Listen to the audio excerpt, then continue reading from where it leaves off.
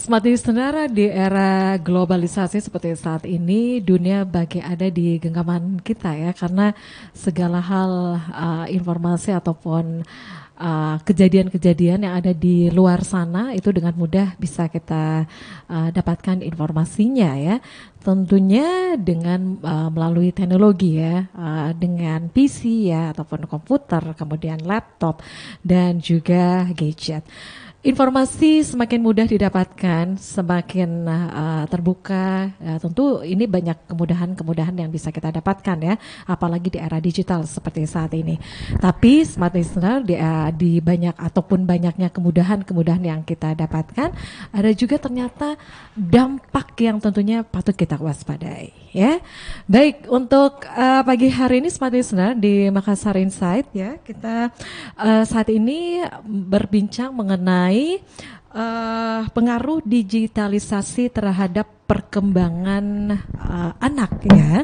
Untuk perkembangan ini smart listeners diantaranya itu bagaimana untuk perkembangan karakter dari anak ya. Nah, saat ini kita sudah bersama dengan beberapa narasumber yang saat ini kita akan langsung saja menyapanya. Di sini sudah ada Ibu Sukarniati Kondolele. Beliau merupakan Kepala Dinas Kominfo Sulawesi Selatan. Assalamualaikum warahmatullahi wabarakatuh. Selamat pagi, Bu. Waalaikumsalam warahmatullahi wabarakatuh. Selamat pagi. Ya, gimana kabarnya, Bu? Alhamdulillah baik. Ya. Terima kasih, Bu, sudah hadir di studio ya. Sama-sama. Baik. Nah, di sini juga kita langsung juga menyapa. Di sini ada Ibu Aci Sulaiman, Kepala Dinas DP3A Kota Makassar. Assalamualaikum, selamat pagi, Ibu Aci. Ya. Waalaikumsalam warahmatullahi wabarakatuh dan selamat pagi. Izinkan saya menyapa pemirsa dulu ya, pemirsa Smart FM dimanapun berada dan penonton YouTube dari Smart FM. Ya, iya. Dan kami informasikan juga ya, kita live di 101,1 Radio Smart FM Makassar dan juga di channel YouTube Smart FM Makassar ya. Kita berbicara nih mengenai pengaruh digitalisasi terhadap perkembangan anak ya. Nah, ini tadi pagi ya, pada saat saya mau berangkat ke kantor nih ya, karena kan sekarang ini musim hujan ya, kemudian di tengah cuaca ekstrim yang beberapa hari lalu kita rasakan juga, untuk proses belajar mengajar ini kan melalui daring online ya. Ini pada saat mau ke kantor juga nih tadi untuk anak-anak juga nih ya, yang biasanya kan memang mereka kalau pagi itu kan biasanya asik ya dengan gadget ya. Ini saya harus bujuk-bujuk dulu nih Bu Aci, Bu Bu Ani, supaya mereka tuh bisa lebih konsen ya untuk bagaimana melihat apa ya untuk materi pembelajaran mereka yang dikirim oleh guru mereka tadi pagi. Baik. Kalau melihat ya era digital seperti saat ini, di mana informasi itu semakin terbuka ya. Untuk informasi ini kan itu bisa kita dapatkan melalui TV ya, kemudian untuk melalui gadget ya, laptop gitu kan. Dan tentu ini ada dampak ya psikolog yang didapatkan ya, terutama untuk perkembangan karakter dari anak ya. Sebelum ke Ibu Sukarniati, saya mohon izin dulu ke Ibu Aci. Nah, Ibu Aci, terbukanya informasi untuk saat ini, dampaknya untuk anak sendiri, Ibu melihatnya seperti apa nih, Bu? iya. Jadi yang diceritakan Mirsa tadi adalah problem dari ibu-ibu ya di saat anak daring. Iya, saya pun juga merasakan seperti itu dan saya rasa semua ibu-ibu pun juga merasakan hal yang sama ya ketika anaknya ikut daring, ibunya juga ikut belajar. Tapi sebenarnya model pendampingan yang seperti itu yang bagus dibandingkan dengan membiarkan anak bergadget sendirian. Iya, kalau kita lihat beberapa kasus yang terjadi di Kota Makassar ini, saya boleh katakan bahwa kasus viral kemarin yang mana melibatkan anak dalam hal menculik dan membunuh ini juga ternyata karena pengaruh digitalisasi, utamanya pengaruh gadget. Jadi ketika anak sudah bisa mengakses dan tidak ada pembatasan sama sekali, itu yang bisa berdampak buruk.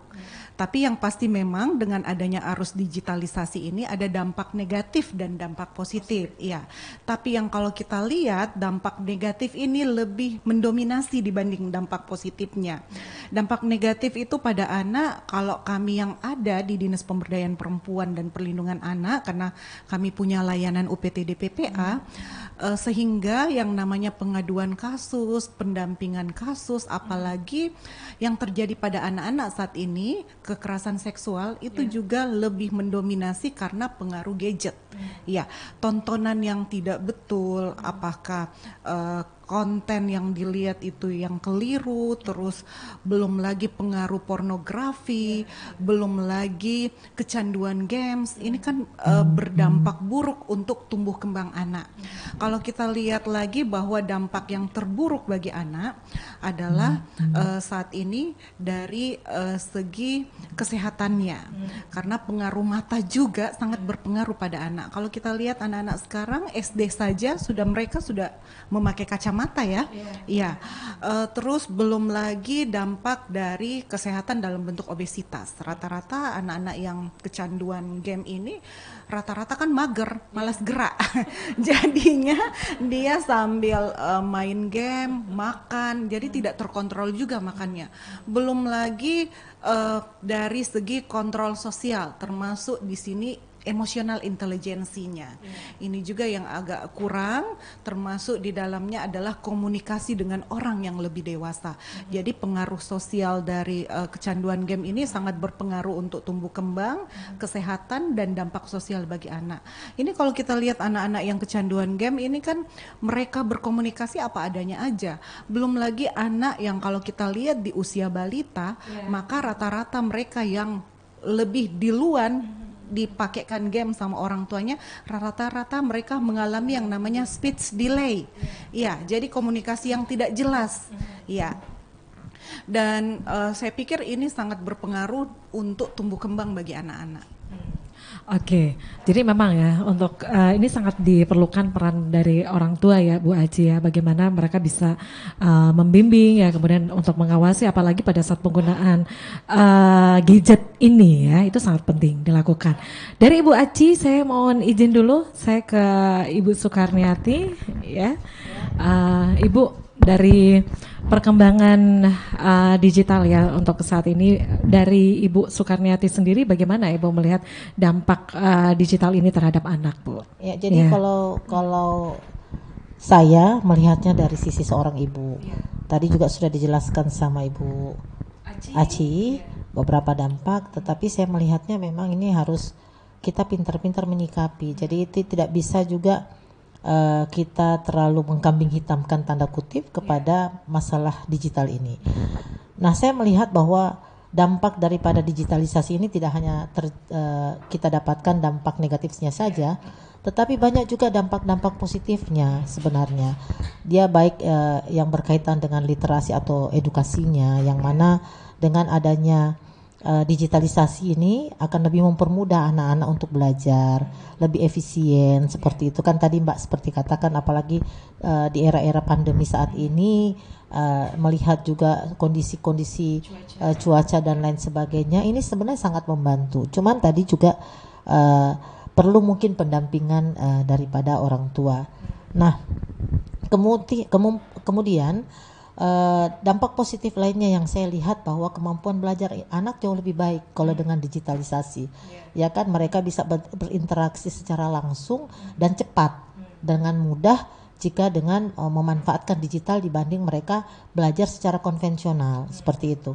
Kemudian hal lain lagi yang saya catat di sini berkaitan dengan dampak positifnya adalah pengembangan keterampilan anak. Jadi mereka bisa mendapatkan hal-hal baru dari aplikasi, gadget, game, online dan lain sebagainya. Itu bisa banyak hal baru. Saya kasih contoh misalnya, saya punya cucu saya bukan anak lagi nih saya cerita ya. Soalnya sudah mau masuk mianu. Jadi saya punya cucu saya itu dia mungkin ya, ini juga salah satu kesalahan menurut saya, tapi juga bukan kesalahan, saya lihat positifnya dulu ya. Jadi dia karena biasa mungkin dengan digital, sehingga cucu saya itu dia memiliki penguasaan bahasa yang jauh lebih baik dibanding anak seusia dia gitu. Misalnya bahasa asing terutama. Jadi menurut saya ini juga salah satu pengaruh dari digital dan memang jadi pengaruh negatif memang ada, pengaruh positif juga ada. Nah, itu pengembangan keterampilan seperti itu. Jadi bisa mendesain juga dengan gadget, dengan dengan hardware maupun software daripada digital ini. Jadi itu hal-hal positif. Di samping juga mereka bisa lebih memperluas koneksi sosial.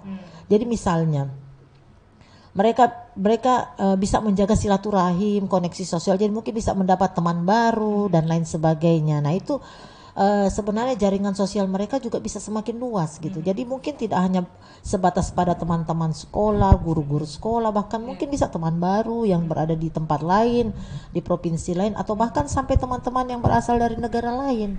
Nah seperti itu. Jadi sebenarnya tadi Mbaknya juga sudah sampaikan bahwa berkaitan dengan digitalisasi ini memang tanpa batas. Tidak ada yang bisa membatasi hal tersebut karena di era sekarang, di era digitalisasi, semua bisa kita dapatkan, semua bisa kita akses dan seterusnya.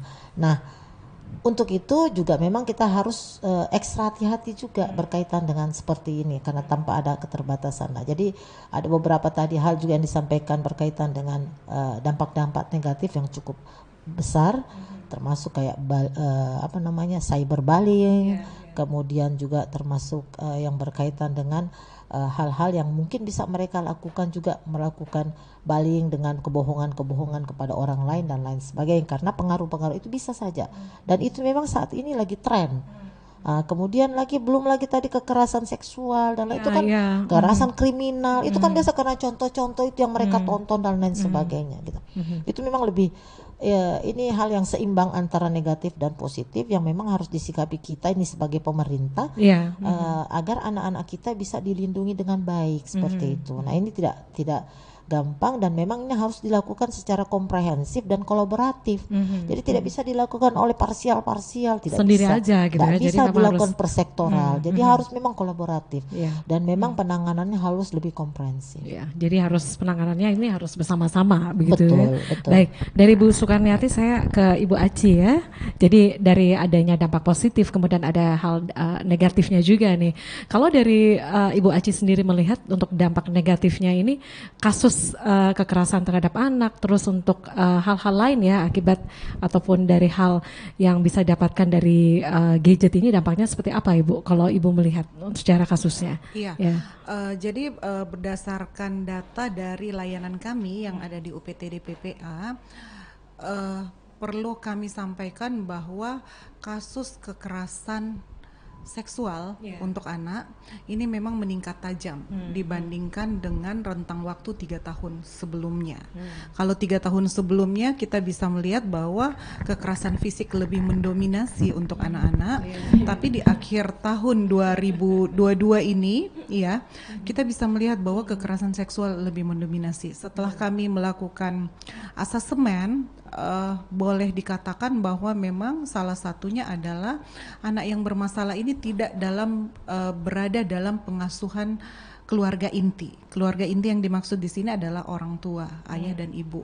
Termasuk di dalamnya adalah mereka adalah anak-anak yang bermasalah karena salah satunya adalah perceraian dari orang tua. Ini juga yang menyebabkan ternyata dari hal tersebut juga bisa dilihat bahwa kalau pengaruh dari kekerasan seksual yang banyak terjadi saat ini memang pengaruhnya lebih besar mendominasi karena kecanduan game yang pertama, terus kecanduan pornografi dan nonton film.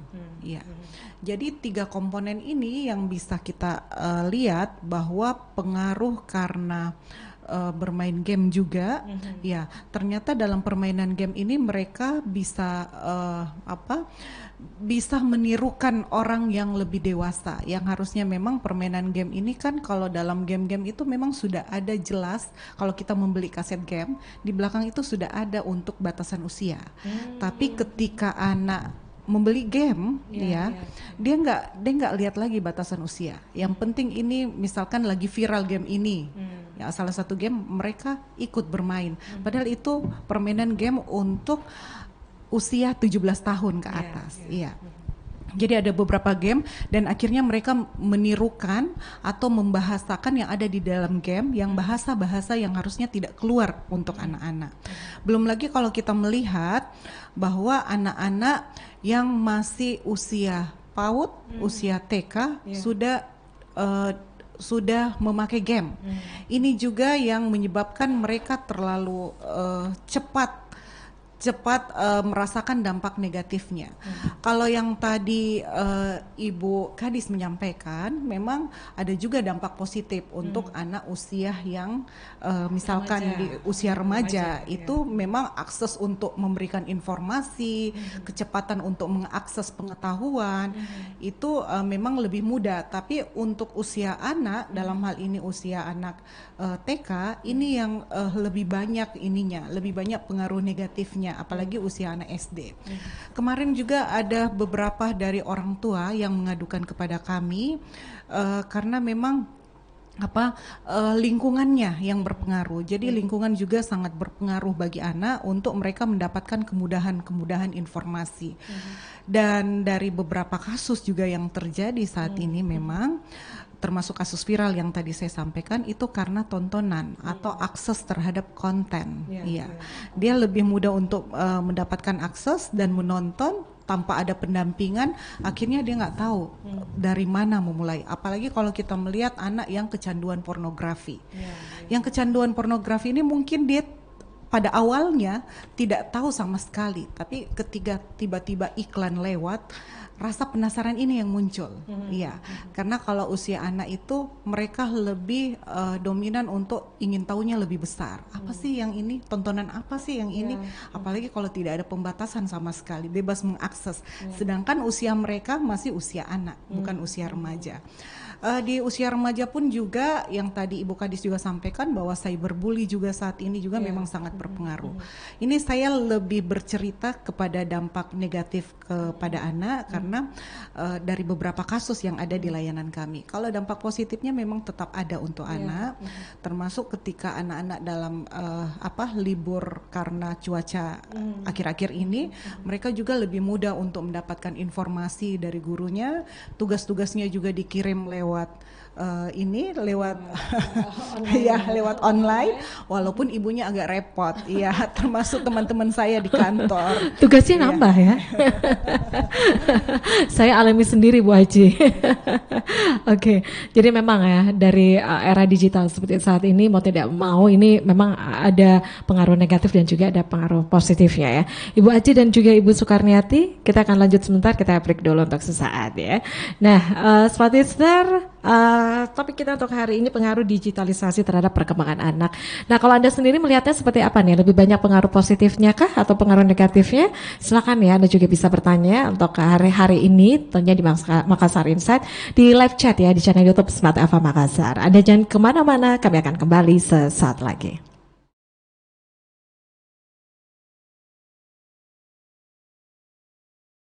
Karena juga nih yang mau bergabung ya, kalau menurut Anda sendiri untuk pengaruh ataupun di era digital ini pengaruhnya terhadap pengembangan ataupun perkembangan karakter untuk anak sendiri, Anda melihatnya seperti apa ya? Apakah lebih banyak hal positifnya ataukah hal negatifnya?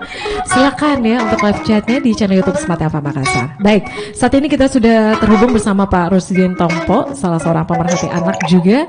Assalamualaikum warahmatullahi wabarakatuh. Selamat siang Pak Rusdin. Waalaikumsalam warahmatullahi wabarakatuh. Selamat pagi. Selamat pagi. Maaf nggak bisa bergabung di studio ya.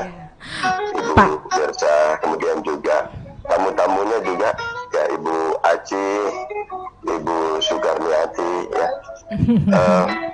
Iya, baik. Saya monitori apa yang disampaikan tadi ya. Pada prinsipnya kalau saya melihat bahwa kita kembali dulu pada gagasan besar pemerintah soal transformasi digital ya. Kalau kita lihat kan transformasi digital yang dikehendaki pemerintah adalah bagaimana ada kesetaraan akses, kemudian juga literasi digital dan lingkungan digital yang aman ya. Nah, esensinya ini kan sebenarnya juga dia mencakup anak-anak gitu, atau paling tidak kalau misalnya kita bicara dalam konteks perlindungan anak, apa yang bisa dilakukan ya dalam konteks misalnya kesetaraan akses digital saja ya. Ketika pandemi itu kan kemudian kita baru menyadari bahwa tidak semua sekolah di seluruh Indonesia katakanlah mendapat Kemudian juga tidak semua anak memiliki perangkat digital untuk mengakses pembelajaran. Belum lagi misalnya bagaimana menggunakannya begitu secara kreatif dan efektif. Yang pertama. Yang kedua, kalau kita lihat juga transformasi digital menyangkut literasi digital, apakah literasi digital itu sudah dilakukan secara memadai begitu terhadap semua segmen? Ya, kalau konteks kita hari ini adalah anak-anak, apakah sudah cukup memadai? Apakah ada sinergitas kolaborasi yang dilakukan antar Dinas Kominfo, kemudian Dinas Pendidikan, DP3A atau institusi lain yang berkaitan dengan itu untuk melindungi anak-anak dari dampak atau paparan atau penggunaan digital yang justru merugikan mereka begitu. Lalu yang berikut juga adalah lingkungan digital yang aman.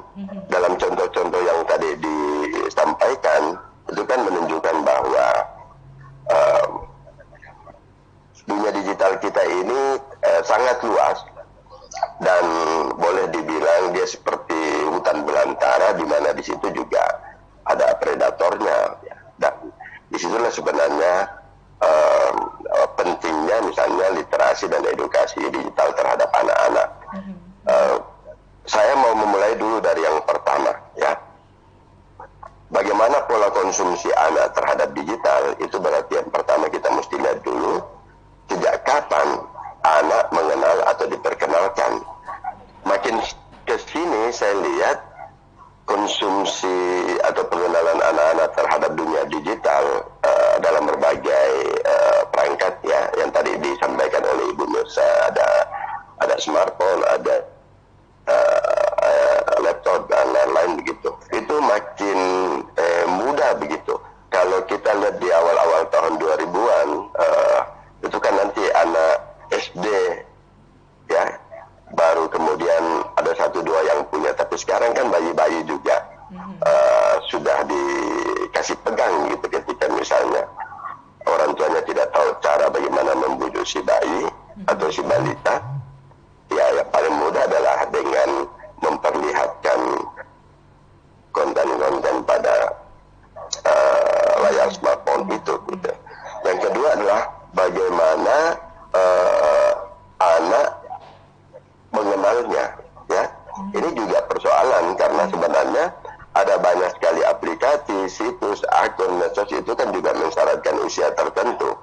Tapi karena anak-anak ini kan juga tidak mau ketinggalan, maka terjadilah manipulasi usia, ya, supaya dia bisa mengakses TikTok, bisa mengakses Facebook dan lain-lain, sementara konten-konten itu juga boleh dikata sebagian besar juga tidak diperuntukkan atau tidak aman untuk anak-anak. Lalu yang berikut adalah berapa lama dia menggunakan, ya. Dengan handphone ada di tangan, dengan smartphone ada di tangan, maka 1 kali 24 jam juga si anak itu sangat berpotensi menggunakan itu. Beda ketika misalnya masih era televisi itu ada di ruang tamu atau ada di kamar dan orang tua bisa melihat apa yang dinonton anak. Tapi sekarang kan tidak, ya. Kita tidak tahu apa yang dilihat anak-anak kita gitu, yang masih kecil-kecil. Persoalannya kemudian secara teknologis ini kan ada algoritma. Sekali dia mengakses, mengklik konten yang tidak sesuai dengan usianya, maka dia akan terbawa terus ke algoritma sejenis begitu, konten-konten jenis yang tidak aman tadi. Lalu apa saja konten yang digunakan yang tadi, yang terakhir saya sampaikan. Pada prinsipnya sebenarnya dunia digital adalah dunia yang ya sama netral begitu, ya. Bisa digunakan untuk sesuatu yang kreatif, produktif dan bermanfaat. Tapi kalau misalnya salah digunakan juga itu bisa berbahaya, terutama untuk anak-anak. Maka konteks pembicaraan kita hari ini, literasi dan edukasi digital itu sangat penting. Karena anak-anak kita ini, Gen Z ini kan sudah disebut sebagai natif digital. Dia hidup dengan kultur digital. Nah, bagaimana hidup dengan kultur digital itu juga dia paham tentang etika dan lain-lain. Nah, di sini tugas kita sebagai orang dewasa, penyelenggara negara atau masyarakat sipil untuk terlibat. Apa yang bisa dilakukan? Yang pertama dari sisi regulasi sebenarnya ada pembatasan-pembatasan dan lain-lain, ya. Tapi kan hukum atau regulasi itu kan tidak bekerja sendiri. Dia butuh perangkat. dia butuh institusi, dia butuh SKPD dan lain-lain. Oke. Nah, ini juga harus serius untuk melaksanakan tupoksinya. Lalu kemudian secara teknologis, sebenarnya secara teknologis itu juga kan ketika kita mau memposting satu konten, ya itu biasa ditanya apakah untuk umum atau untuk anak dan lain-lain. Nah, dari sinilah sebenarnya juga tugas operator, provider, content creator dan lain-lain melakukan itu. Lalu yang berikut adalah literasi dan edukasi. Sekolah, orang tua, masyarakat, dan jangan lupa barangkali juga bisa menggunakan anak-anak sebagai peer education di dalam literasi digital ini. Sehingga dampak-dampak negatif itu paling tidak bisa diminimalisasi begitu. Saya kira itu dulu. Ya, jadi perlu adanya pembatasan ya untuk akses internet ini ya Pak Rusdin. Ya, pembatasan itu kan yang tadi saya bilang dari sisi regulasi, dari sisi teknologis, tapi kan anak-anak ini sudah 1x24 jam smartphone di tangannya. Tadi saya sebut bahwa dia merupakan natif digital dan hidup dalam budaya digital. Tinggal bagaimana kemudian dia dibangun kesadaran kritisnya. Kan beda dengan kita ini orang dewasa ini kan mengalami banyak fase sebelum tiba pada era digital. Kita masuk pada fase membaca, kalau sekarang kan tidak, langsung masuk pada budaya menonton dengan akses yang bisa ke seluruh dunia, mudah, murah, dan kapan saja. Nah, di situ sebenarnya tantangannya untuk bagaimana melindungi anak-anak kita dari potensi paparan negatif digitalisasi ini.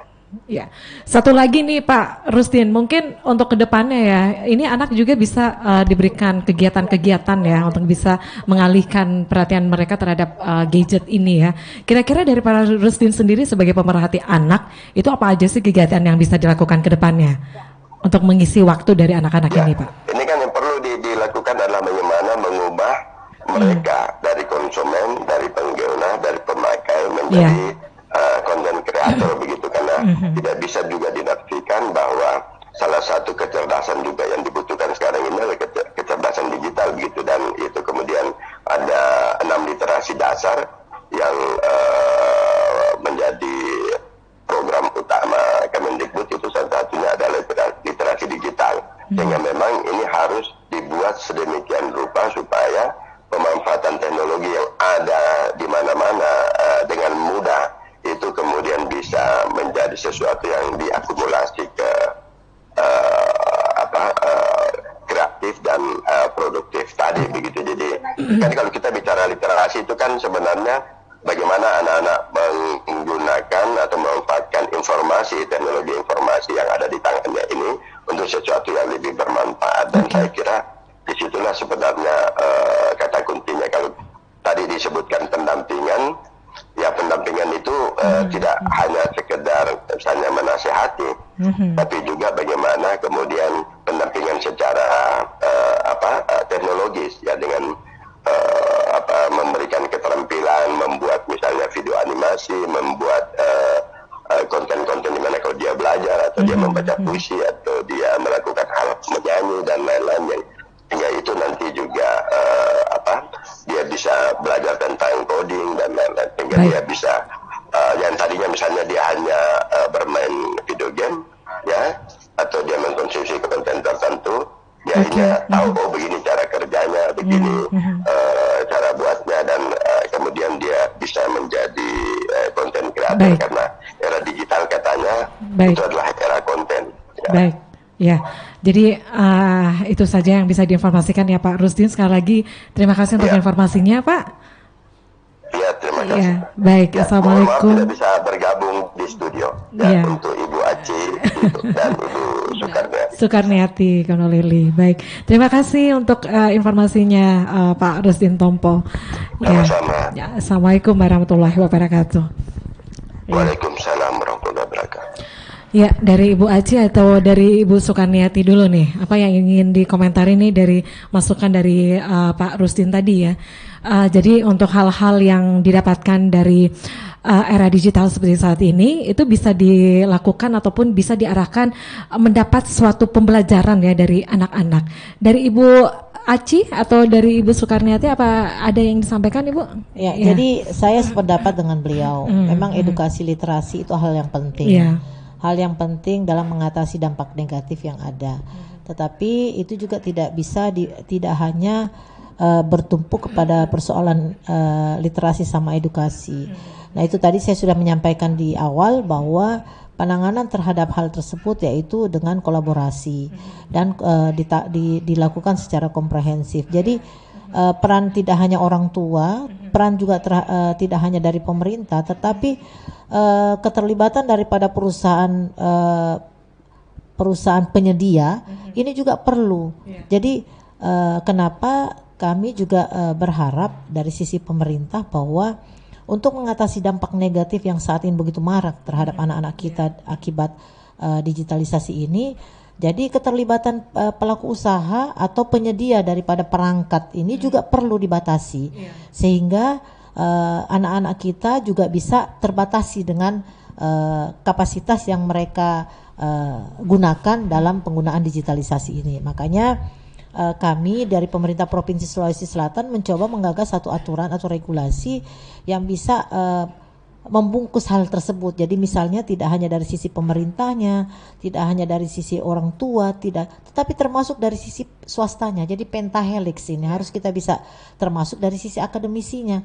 Nah, ini semua jika kita lakukan bersama-sama, kita harapkan regulasi yang memang bisa kita buat ini betul-betul bisa sesuai dengan amanah undang-undang yang mana tentang perlindungan anak yang memang harus mereka dapatkan. Nah, seperti itu. Sebenarnya anak-anak kita itu dari lahir sampai meninggal itu memang harus mendapatkan perlindungan. Pertama itu yaitu dari dokumen kependudukan. Iya kan? Dari anak lahir itu dia sudah punya NIK. Dari itu anak lahir itu hak ya. Hak sebagai warga negara Indonesia. Sama itu, dan itu amanah undang-undang loh, termasuk itu termaktub dalam pembukaan Undang-Undang Dasar 45 bahwa kita ini warga negara Indonesia berhak untuk mendapatkan hak kita sebagai warga negara, termasuk salah satunya itu mendapatkan dokumen kependudukan. Nah, jika mereka itu sudah terlindungi dari hal tersebut, insya Allah karena dalam hal mendeteksi kriminalitas atau dampak-dampak yang terjadi di lapangan yang berkaitan dengan digitalisasi ini bisa kita akses juga mulai dari dokumen kependudukan yang dimiliki, karena nomor induk yang mereka dapatkan di misalnya di akte kelahiran, di NIK, di KIA itu akan terbawa sampai mereka besar, sampai mereka mati. Jadi itu yang single identity number. Nah, dari situ itu bisa kita mulaikan perlindungan awal terhadap anak-anak kita. Nah, tadi saya sudah sampaikan bahwa memang regulasi itu penting, dan tentu akan kita wujudkan mungkin sesuai dengan kewenangan yang kita miliki, seperti itu. Kira-kira untuk regulasi nanti Bu, kira-kira apa saja yang akan menjadi usulan, jadi masukan di dalamnya nanti Bu? Yang akan menjadi usulan di nanti dalam konsep regulasi yang akan kita kemukakan, termasuk juga di situ sanksi peran swasta dan lain sebagainya. Nah, mereka jika memang termasuk juga dengan pembatasan akses, pembatasan akses. Jika pembatasan akses itu tidak berada di pemerintah provinsi, misalnya, itu tentu akan kita komunikasikan dengan pemerintah pusat berkaitan dengan tersebut, karena kan ada juga undang-undang ITE dan lain sebagainya. Nah, itu semualah nanti menjadi satu hal yang langkah awal bagi kita dalam menggagas regulasi yang rencananya ini mengenai dengan perlindungan anak dengan pembatasan akses digital, seperti itu. Oke. Dari Ibu Aci ada yang ingin dikomentari Bu dari dari Pak Rusdin tadi juga. Iya, komentar Pak Rusdin itu sangat baik sekali ya, terutama untuk literasi digital. Jadi dalam hal ini literasi digital tidak hanya untuk anak, tapi untuk orang tua, pihak sekolah, serta stakeholder yang ada di sekolah dan lingkungan. Ini juga perlu karena kami melihat bahwa literasi digital ini memang ini adalah salah satu upaya untuk meningkatkan kapasitas dari orang tua dalam melakukan pendampingan bagi anak. Dan dengan adanya kalau di Makassar ada program Jagai Anakta, di program Jagai Anakta ini memang lebih melihat kepada pemenuhan hak anak dan perlindungan anak. Dan untuk pembatasan literasi digital, saya sangat sependapat. Jadi memang sudah harus ada batas akses usia untuk anak. Iya, mungkin dimulai dari usia 1 tahun sampai 7 tahun itu sudah ada batas ataupun durasi waktu yang diberikan untuk anak bisa mengakses. Karena memang kalau kita melihat dampak positif dan negatifnya ini kan lebih kepada dampak negatif kalau untuk anak usia dini. Kalau untuk usia remaja, mereka barangkali sudah bisa berpikir mana yang lebih positif, ke arah yang positif ataupun yang lebih negatif. Di program Jagai Anata juga kami memang lagi mengkampanyekan untuk internet sehat untuk anak. Jadi konsepnya seperti apa itu Bu Aci? Jadi konsep internet sehat ini dilakukan oleh sesama anak. Jadi mereka mengedukasi peer to peer untuk anak, mengedukasi temannya untuk berinternet sehat. Salah satunya adalah tidak melakukan cyberbullying. Ya. Terus mereka juga mengedukasi untuk pencegahan grooming online. Ini juga yang dampaknya luar biasa bagi anak, grooming online, karena belum semua anak juga mengetahui tahapan-tahapan dari grooming online yang bisa berujung kepada kekerasan pada anak, termasuk di dalamnya adalah cyberbully. Untuk itu dengan adanya gerakan dari Forum Anak sebagai agen pelopor dan pelapor, kita berharap bahwa edukasi peer to peer ini lebih masif lagi untuk sesama mereka, karena kalau antar mereka anak dengan anak itu adalah cara yang paling efektif saat ini. Iya. Komunikasinya lebih cepat, lebih dapat begitu ya. Lebih dapat ya, karena mereka daripada kan terlalu tahu, susah Bu. mereka lebih tahu permasalahan anak sebenarnya ya, karena tempat curhatnya juga memang rata-rata saat ini anak sesama anak yang curhat. Jadi memang perlu ada fasilitator anak lah, atau bahasanya kami adalah peer to peer untuk anak. Ya, jadi memang harus ada peer to peer anak ya, fasilitator anak ya, dan itu ada di forum anak ya Bu ya? Iya, ada di forum anak saat ini. Oke. Baik, dari Ibu Sukarniati sendiri melihat untuk saat ini Bu, dari program dari Dinas Komunikasi pemerintah Provinsi Sulsel sendiri itu ada tidak Bu untuk program yang bagaimana untuk pembatasan internet terhadap anak? Kalau sejauh ini memang secara spesifikasi itu kita masih terbatas mengenai layanan digitalisasi terhadap anak, sehingga memang ini perlu dikembangkan lagi, karena saya melihat dari catatan yang saya dapatkan dari teman-teman mengenai layanan yang diberikan oleh Dinas Kominfo berkaitan dengan ini, itu masih penjaringan tapi yang hanya pada sebatas pemerintah di tataran pemerintahan seperti itu. Nah, memang layanan pengembangan yang lainnya pun itu belum ada secara spesifik diperuntukkan bagi anak. Nah, ini memang perlu dikolaborasikan dengan Dinas P3A ya, sebagaimana amanah undang-undang mengenai perlindungan anak. Saya kira ini perlu segera digagas tentang karena ini masuk dalam konten literasi dan edukasi untuk itu mengenai digitalisasi. Nah, nanti kalau kita lihat sudah seperti apa konsepnya, mungkin Dinas Kominfo, karena kita ini memang tusita adalah penyiapan jaringan dan lain sebagainya, serta komunikasi dan pelayanan informasi kepada masyarakat secara luas. Nah, nanti kita masuk dari situnya seperti itu ya, infrastruktur tapi yang berkaitan dengan komunikasi dan informasi. Literasi digital ya, ini yang aman untuk anak juga ke depannya. Tadi juga sudah disampaikan Ibu Aci bahwa perlu ada kurikulum atau modul dalam literasi digital yang memang kita harus kerjasamakan dengan Dinas Pendidikan yang memang punya kewenangan terhadap hal tersebut. Jadi mulai dari modul mungkin tidak hanya pada saat dia masuk SD, tapi saya melihatnya justru dia mulai dari playgroup usia sekolah anak dasar ya. Bukan cuma sekolah dasar. Ini kan anak-anak sekarang 2 tahun udah mulai usia sekolah. Usia dini ya. Ya. Anak-anak sekarang saja tontonan mau makan saja dibujuk dengan gadget, mau tidur dibujuk dengan gadget juga. Nah, ini kan tidak sehat menurut saya. Jadi makanya mulai tidak hanya anak yang menjadi objek, orang tua juga bisa kita sasar untuk literasi. Harus ada literasi dulu ya daripada orang tua. Sebelum ke anak, orang tuanya juga harus diberikan pemahaman dulu ya. Ya, seperti itu. Itu yang kami lakukan. Ibu Aci. Jadi itu yang kami lakukan di Kota Makassar saat ini, bagaimana peningkatan kapasitas orang tua dalam hal pengasuhan positif, termasuk bahaya-bahaya gadget yang mengancam untuk anak-anak kita. Karena kalau kita lihat juga, kalau sekarang anak usia setahun aja untuk mendiamkan anak yang tantrum, orang tuanya ngasih gadget. Iya, untuk mendiamkan mereka dikasih tontonan, meskipun tontonannya masih film kartun. Jadi otomatis anak yang usia 3 tahun biasa kita lihat sudah berkacamata karena memang pengaruh dari radiasi gadget itu juga terpapar lewat mata. Belum lagi dampak kesehatan lainnya. Seperti yang disampaikan oleh Ibu Kadis bahwa memang pembatasan gadget ini dan pengaruh gadget baik secara positif dan negatif ini memang harus dilakukan oleh multisektor. Iya, karena menurut kami bahwa peran pemerintah, peran negara, peran masyarakat termasuk hak dan kewajiban, peran dunia media usaha, media massa ini juga sangat membantu untuk kami mewujudkan untuk pembatasan gadget apalagi untuk usia dini untuk anak.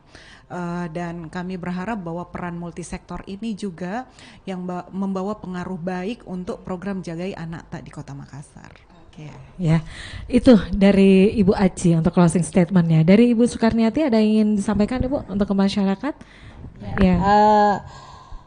Kepada seluruh masyarakat, Bapak Ibu, saya mengajak mari kita semua bersama-sama melindungi anak-anak kita, yang mana tugas ini adalah tidak hanya tugas orang tua tetapi juga merupakan tugas pemerintah dan tugas kita semua. Jadi mari kita ciptakan kondisi dan lingkungan yang betul-betul positif bagi anak-anak kita, lingkungan digital, penggunaan digital, sehingga kita bisa menjadi contoh bagi anak-anak kita. Tidak salah juga kita melakukan pembatasan-pembatasan dalam penggunaan digital dalam keluarga kecil kita. Jadi tidak hanya nanti ada aturan baru kita membatasi anak. Dari sekarang, mulai dari sekarang kita awali semuanya itu menjadi perilaku sehari-hari dalam kehidupan kita sehari-hari, sehingga ini memang betul-betul tertanam dengan baik kepada anak-anak kita, di samping kita senantiasa meningkatkan keimanan dan ketakwaan kepada anak kita, sehingga bisa menjadi modal dasar bagi anak-anak kita, mental anak-anak kita dalam mengantisipasi dampak-dampak negatif yang bisa mereka dapatkan dari penggunaan digitalisasi ini. Saya kira itu. Oke, jadi memang sangat penting ya pengawasan, pendampingan ya dari para orang tua, dan satu lagi nih untuk literasi digital ya, bukan hanya pada anak tapi yang terpenting dimulai dari orang tua ya. Dimulai dari orang tua. Baik, sekali lagi terima kasih Ibu Aci sudah hadir di studio, kemudian Ibu Sukarniati Kondolele sudah hadir di studio Bu. Dan smart listeners, demikian untuk perbincangan kita pagi hari ini, tentunya di Makassar Insight. Dan saya Mirza Arianti pamit sekali lagi, sampai jumpa di edisi berikutnya. Kami pamit ya, ada Ibu Aci, kemudian ada Ibu Sukarniati. Selamat siang dan bye-bye. Sampai jumpa. Sampai jumpa.